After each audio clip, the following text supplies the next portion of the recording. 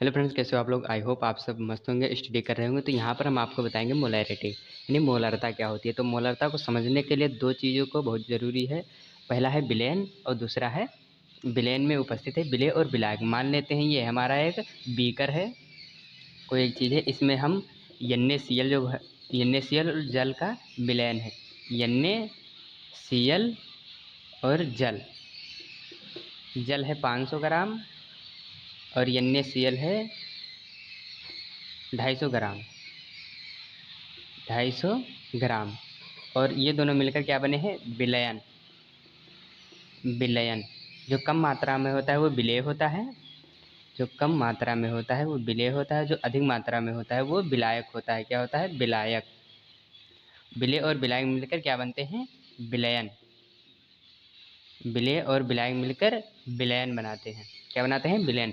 तो यहाँ पर विलयन समझ चुके, अब हमें समझना है कि मोलारता क्या होती है। यानी किसी विलयन में समझ सकते हैं, यानी किसी विलयन के 1 लीटर आयतन में उपस्थित, यानी एक कोई विलयन है उसके 1 लीटर आयतन है, यानी टोटल उसका जो विलयन का आयतन है वो 1 लीटर है। उपस्थित विलेय पदार्थ के मोलों की संख्या, जो विलेय पदार्थ है इसके मोलों की संख्या, विलेय पदार्थ के मोलों की संख्या, मोलों की संख्या मोलारता कहलाती है। इसे m से प्रदर्शित करते हैं। किससे, m से। तो यानी कि एक सूत्र बनकर आ गया, m यानी मोलारता बराबर विलेय के मोलों की संख्या, विलेय के मोलों की संख्या, विलेय के मोलों की संख्या बटा विलयन का आयतन। क्या है, विलयन का आयतन। विलयन का आयतन भी यानी लीटर में। क्या है, लीटर में। अब विलेय के मोलों की संख्या, हमें मोल की संख्या निकालनी होती है, तो मोलों की संख्या बराबर विलेय का भार मोलों की संख्या। मोलों की संख्या बराबर होती है मोलों की संख्या, n बराबर विलेय का भार W बटा विलेय का अणुभार m। तो ये हमारा समीकरण हो गया 2 और ये हमारा समीकरण हो गया 1।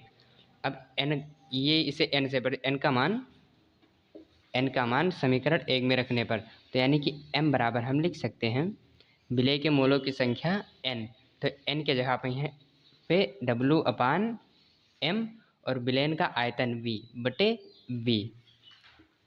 लीटर में हो, लीटर में है। और अगर मिलीलीटर में हो, ml में हो, तो मोलारता बराबर W अपान m बटे V बटे 1000,